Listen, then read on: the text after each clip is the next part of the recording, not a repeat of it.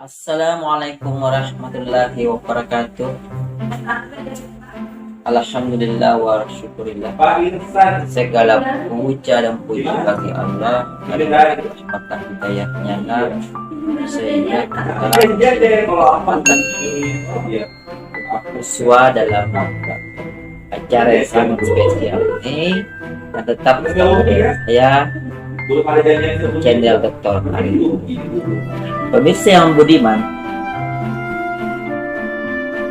pada kesempatan kali ini izinkanlah saya kembali hadir untuk berbagi ilmu pengetahuan hukum dengan saudara-saudara pemirsa.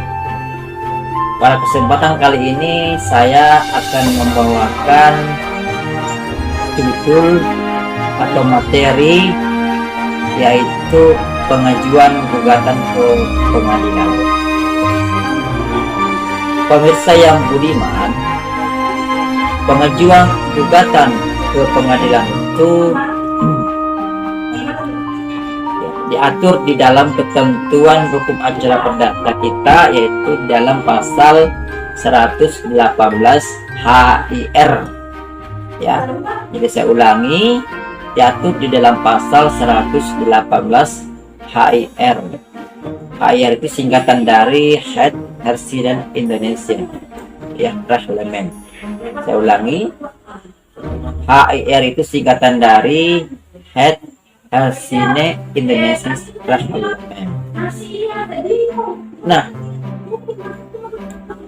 dalam pengajuan gugatan ini tentu saudara-saudara akan bertanya, kemanakah pengajuan itu dilakukan? Tentang hal ini itu sudah diatur di dalam pasal 118 HIR pada ayat satunya, yang kurang lebih menyatakan bahwa suatu gugatan, ya, atau permohonan itu di tingkat pertama menjadi wewenang dari pengadilan negeri. Kata-kata ini menunjukkan bahwa gugatan itu diajukan kepada pengadilan negeri, tepatnya ketua pengadilan negeri.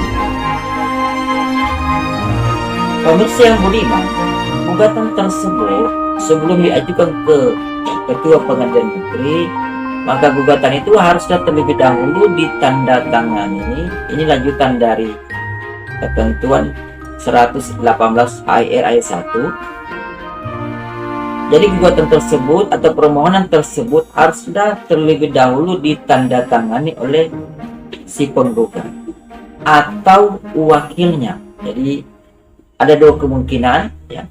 Gugatan itu bisa ditandatangani oleh penggugat, atau yang kedua bisa ditandatangani oleh wakilnya. Tentu dengan situasi yang berbeda.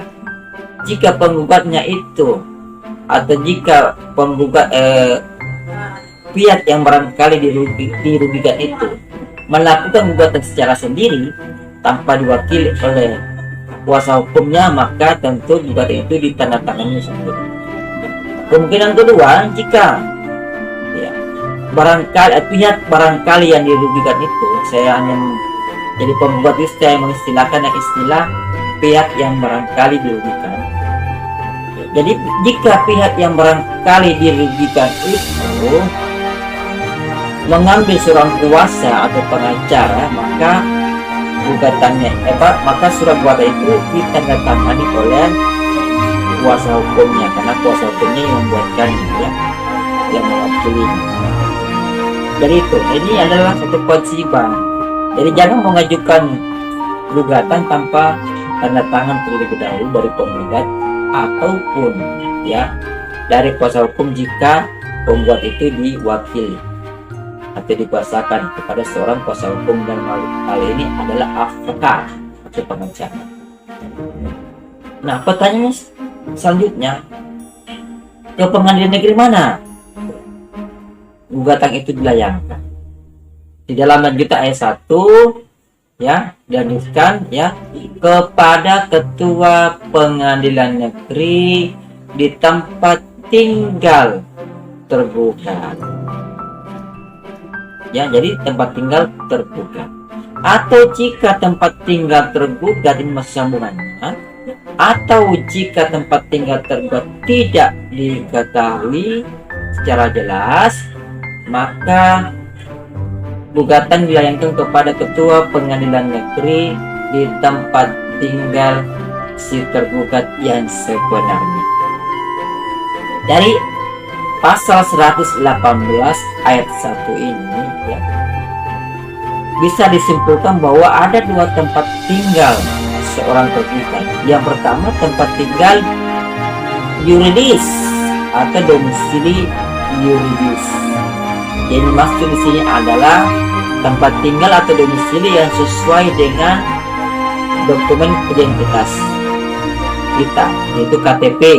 Kalau di Indonesia kita bilang KTP ya. Itu namanya tempat tinggal yuridis. Yang kedua, tempat tinggal yang sebenarnya, yaitu tempat tinggal di mana ia tinggal secara fakta, secara real, secara nyata. Karena biasa ya, orang berbeda tempat tinggalnya dengan apa yang tertera di dalam KTP-nya. Di KTP-nya mungkin dia tinggal di Makassar, tetapi secara nyata dia tinggal di Jakarta karena pekerjaannya. Ya, inilah yang dimaksud dengan tempat tinggal yang sebenarnya. Jadi, pemirsa yang budiman, sesuai dengan ketentuan pasal 118 ayat 1 HIR ini, maka gugatan itu dilayangkan kepada Ketua Pengadilan Negeri ya, yang wilayah hukumnya masuk pada tempat tinggal si tergugat. Itu yang pertama.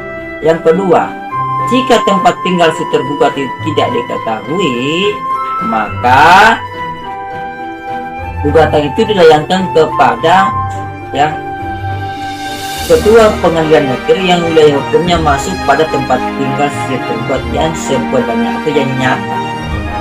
Begitu ya. Nah, pada pasal 118 AIR ayat 2.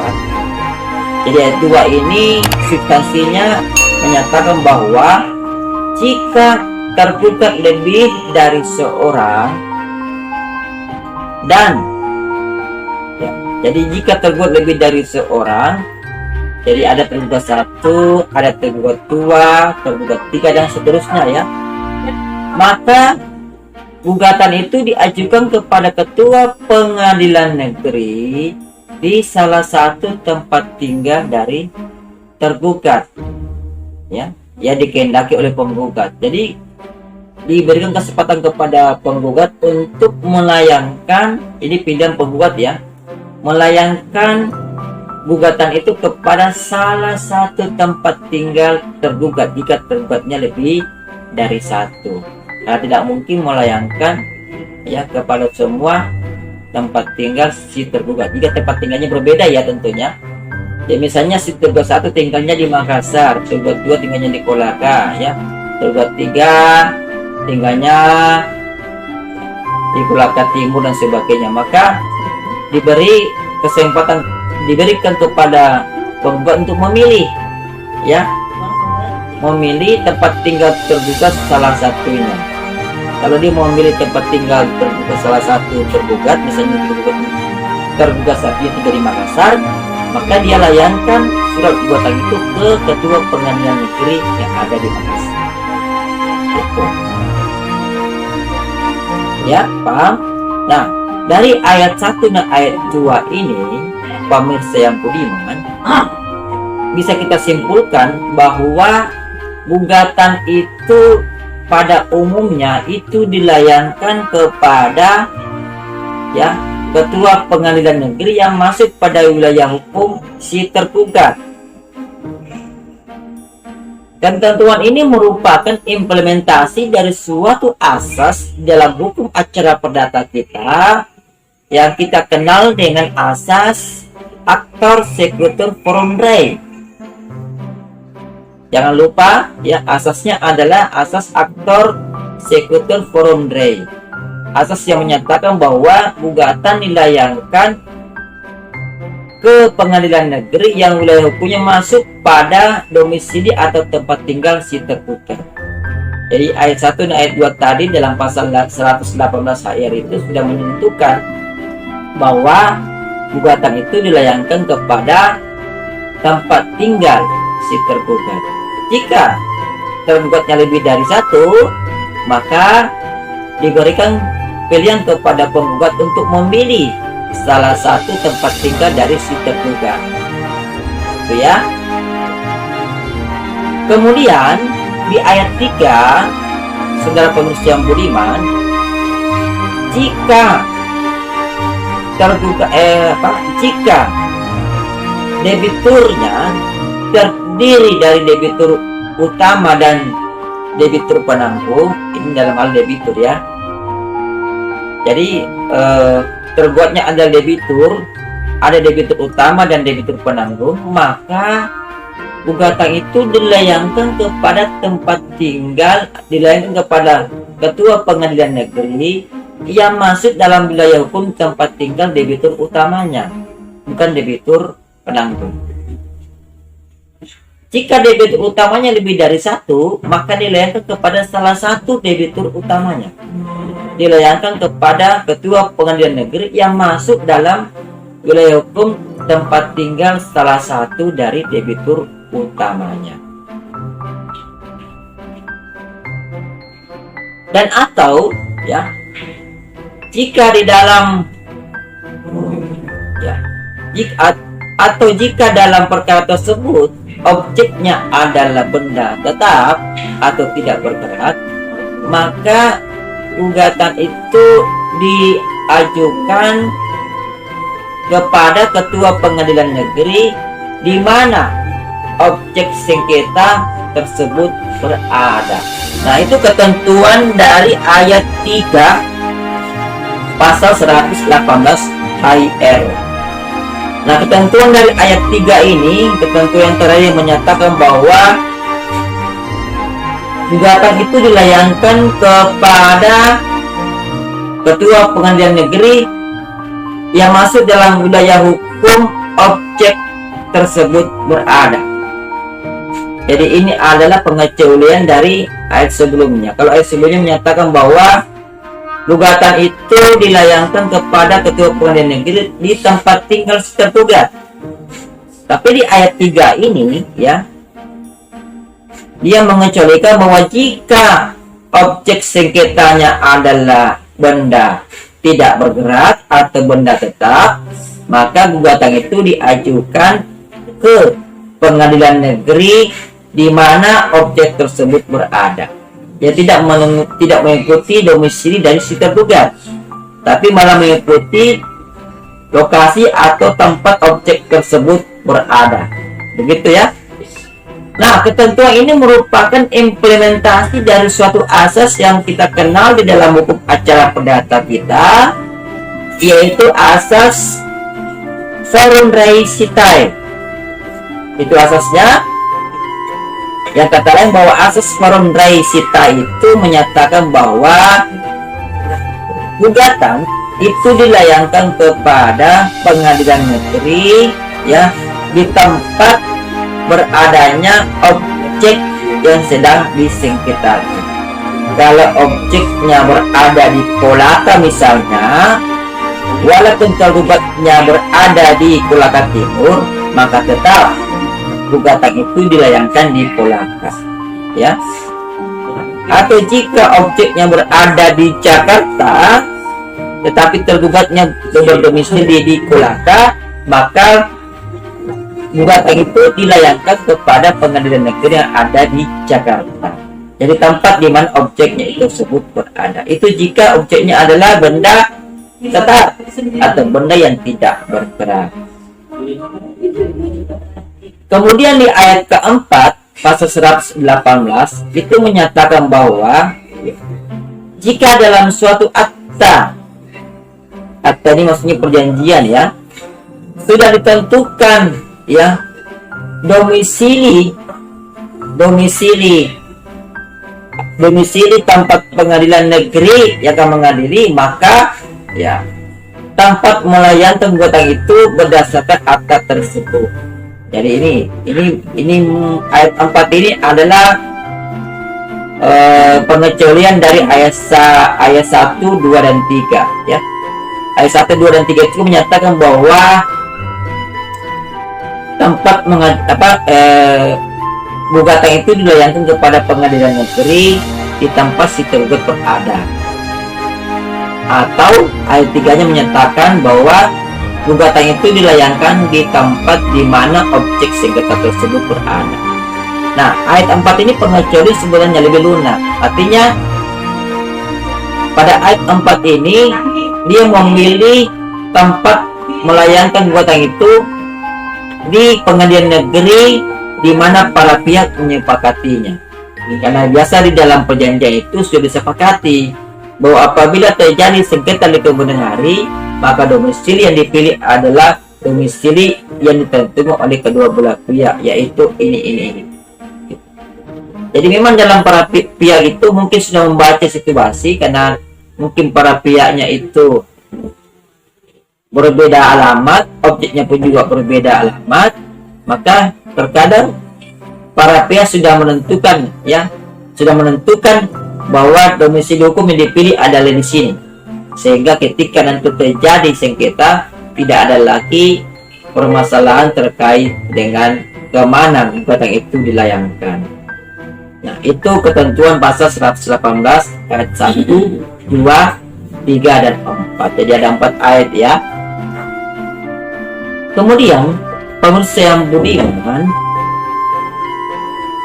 di dalam membuat surat gugatan itu, hakim atau ketua pengadilan negeri itu diberikan kekuasaan ya, kewenangan untuk memberikan nasihat kepada penggugat maupun wakilnya.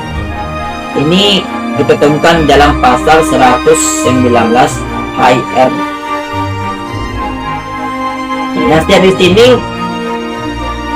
bisa kita simpulkan bahwa ketua pengadilan itu ya punya kewenangan untuk memberikan saran-saran kepada para pihak apakah isi gugatannya itu sudah memenuhi prosedur atau syarat atau belum. Jika belum, maka ketua pengadilan boleh ya dibolehkan untuk menyarankan supaya gugatan itu diperbaiki ulang ya sebelum masuk pada sidang. Jadi itu adalah kewenangan yang diberikan oleh undang-undang ya, kewenangan terhadap hakim atau kewenangan terhadap pengadilan negeri untuk memberikan nasihat kepada pihak penggugat supaya nanti jangan ada salah ya, supaya gugatan itu tidak salah secara formil. Kemudian pemirsa yang budiman, saya akan kembali menyinggung pasal 118 ayat 1. Pasal 118 ayat 1 itu saya memaknai bahwa gugatan itu pada umumnya adalah tertulis, karena di situ tertulis permohonan atau gugatan ya, dan ada tanda tangan. Permohonan atau gugatan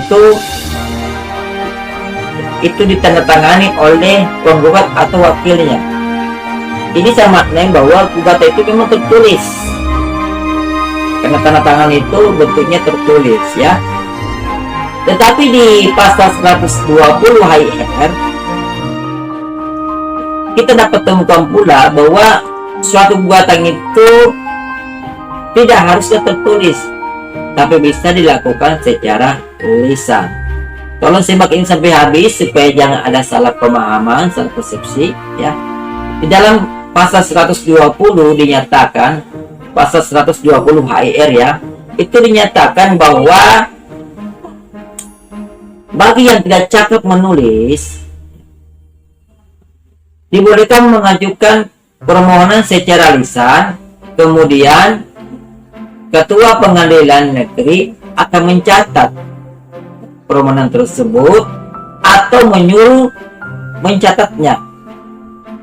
Jadi tolong disimak baik-baik video ini, jangan dipotong agar jangan ada kesalahan paham. Dalam pasal 120 ini itu dibolehkan si penggugat atau pihak yang barangkali dirugikan itu mengajukan gugatan secara lisan, tetapi ujung-ujungnya juga gugatan itu akan kembali kepada bentuk tertulis. Mengapa demikian? Karena permohonan lisan dari si penggugat ini itu dicatat oleh ketua pengadilan negeri atau disuruh mencatat atau dicatat, artinya itu tertulis. Jadi mau tidak mau semua gugatan yang masuk ke pengadilan itu pasti sudah tertulis ya, karena dicatat oleh ketua pengadilan atau ketua pengadilan menyuruh mencatatnya. Ini ketentuan dalam pasal 120. Nah, kata pengajuan secara lisan itu prosedur, itu cara. Jadi bagi yang tidak tahu tulis ya, yang tidak cakap, dalam ayat itu digunakan kata tidak cakap. Bagi yang tidak cakap menulis dibolehkan mengajukan secara lisan. Kemudian pengadilan negeri mencatat, ketua pengadilan negeri ya, ketua pengadilan negeri mencatat atau menyuruh orang mencatatnya. Berarti tetap bentuknya, bentuk akhirnya adalah tertulis. Itu ya. Nah, itu materi kita hari ini secara singkat. Adapun materi berikutnya akan saya sampaikan pada pertemuan yang berikutnya. Terima kasih atas segala perhatiannya ya. Tak terasa pertemuan kita hari ini sudah kurang lebih 20 menit ya, 15 menit sampai 20 menit, dan tak terasa pula ya kita sudah berlama-lama berbincang-bincang. Semoga apa yang kita sampaikan pada hari ini bermanfaat bagi saya pribadi dan bagi kita semua.